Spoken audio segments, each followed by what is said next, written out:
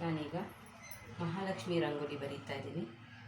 ಇದಕ್ಕೆ ಮಹಾಲಕ್ಷ್ಮಿ ರಂಗೋಲಿ, ದಾನಕಮಲ ರಂಗೋಲಿ ಅಂತಲೂ ಹೇಳ್ತಾರೆ. ಇದು ಎಲ್ರಿಗೂ ಚಿರಪರಿಚಿತವಾದ ರಂಗೋಲಿ. ಈಗ ಇದರಲ್ಲಿ ಜ್ಞಾನ ಏನು ತಿಳ್ಕೊಬೇಕು ಅಂದರೆ 1, 3, 5, 2, 4. ಇಲ್ಲಿ ಚುಕ್ಕಿ ಹೇಗೆ ಇಟ್ಕೋಬೇಕು ಅಂದರೆ 1, 2, 3, 4, 5, 6, 7, 8, 9, 10, 11. 11 ಚುಕ್ಕಿ ಇಟ್ಕೊಂಡು ಇಲ್ಲಿ ಮಧ್ಯ ಚುಕ್ಕಿಯಿಂದ ಕೆಳಗಡೆ 5 ಚುಕ್ಕಿ, ಒಟ್ಟು 8 ಕಡೆ 5 ಚುಕ್ಕಿ ಇಟ್ಕೋಬೇಕು ಸುತ್ತಲೂ. ಇದು 1ರಿಂದ ಸ್ಟಾರ್ಟ್ ಮಾಡಬೇಕು. ಇಲ್ಲಿ 1 ಬರ್ದಿರೋದು ನಾನು 1ರಿಂದ ಸ್ಟಾರ್ಟ್ ಮಾಡಬೇಕು. ಇದು 1 ಅಂದರೆ 1ರಿಂದ ಇದು 3, ಆಮೇಲೆ 5ಕ್ಕೆ ಬರುತ್ತೆ. ಇದು 5, 5ರಿಂದ 2, 2ರಿಂದ 4, 4ರಿಂದ ಈಗ ಮತ್ತೆ 1, 3, 3ರಿಂದ 5, 5ರಿಂದ 2,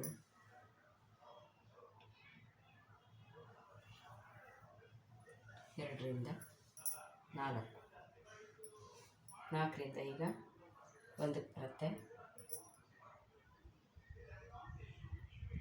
1, 1ರಿಂದ 3, 1, 2, 3 ಇಲ್ಲಿ ಬರುತ್ತೆ. 3, 3ರಿಂದ 5, 5ರಿಂದ 2, 2ರಿಂದ 4, 4ರಿಂದ ಮತ್ತೆ 1ಕ್ಕೆ ಬರುತ್ತೆ.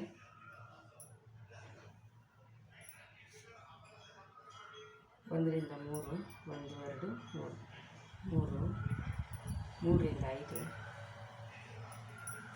5ರಿಂದ 2,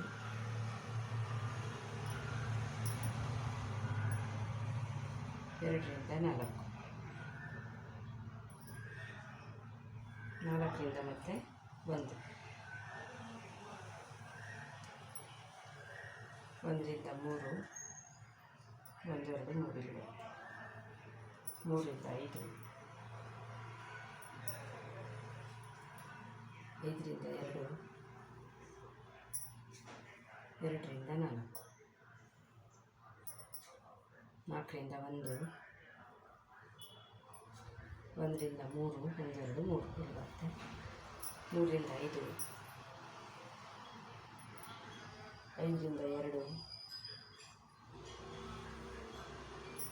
2ರಿಂದ 4,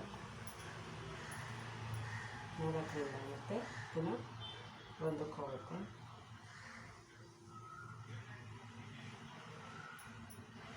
1ರಿಂದ 3, 1, 2, 3 ಇಲ್ಲಿ ಬರುತ್ತೆ. 3, 3ರಿಂದ 5,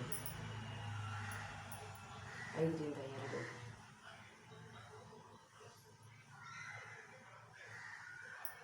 2ರಿಂದ 4, 4ರಿಂದ ಈಗ ಮತ್ತೆ ಪುನಃ 1, 1ರಿಂದ 3, 3ರಿಂದ 5, 5ರಿಂದ 2, 2ರಿಂದ 4, 4ರಿಂದ 1.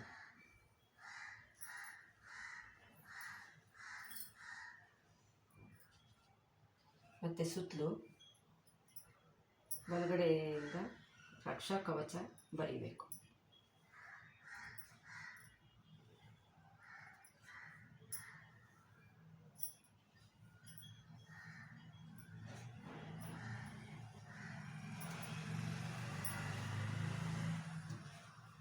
ಮಹಾಲಕ್ಷ್ಮಿ ಅನುಗ್ರಹಕ್ಕಾಗಿ ಈ ರಂಗೋಲಿ ಎಲ್ಲರೂ ಕಲ್ತ್ಕೊಳ್ಳಿ.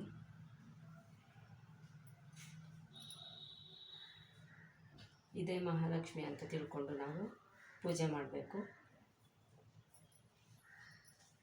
ಸುತ್ತಲೂ ಹೀಗೆ ರಕ್ಷಾ ಕವಚ ಅಂತ ಬರೀಬೇಕು.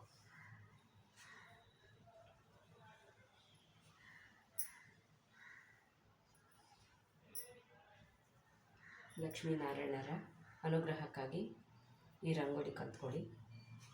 ಈಗ ಶ್ರಾವಣ ಮಾಸ ಶುಕ್ರವಾರ ಪ್ರತಿನಿತ್ಯ ಈ ರಂಗೋಲಿ ಹಾಕ್ಬೋದು. ತುಳಿದೇ ಇರೋವಂಥ ಜಾಗದಲ್ಲಿ ಹಾಕಬೇಕು. ದೇವ್ರ ಮನೇಲಿ ಹಾಕಬೇಕು ರಂಗೋಲಿ. ದೇವ್ರ ಮನೇಲಿ ಜಾಗ ಇಲ್ಲಾಂದರೆ ಒಂದು ಮಣೆ ಮೇಲೆ ರಂಗೋಲಿ ಹಾಕ್ಬೋದು. ಅರಿಶಿನ ಕುಂಕುಮ ಎಲ್ಲ ಪೂಜೆ ಮಾಡಿ, ಈ ರಂಗೋಲಿನೇ ಲಕ್ಷ್ಮಿ ಅಂತ ತಿಳ್ಕೊಂಡು ನಾವು ಪೂಜೆ ಮಾಡಿ ಮಹಾಲಕ್ಷ್ಮಿಯ ಅನುಗ್ರಹಕ್ಕೆ ಪಾತ್ರರಾಗೋಣ. ಕೃಷ್ಣಾರ್ಪಣಮಸ್ತು.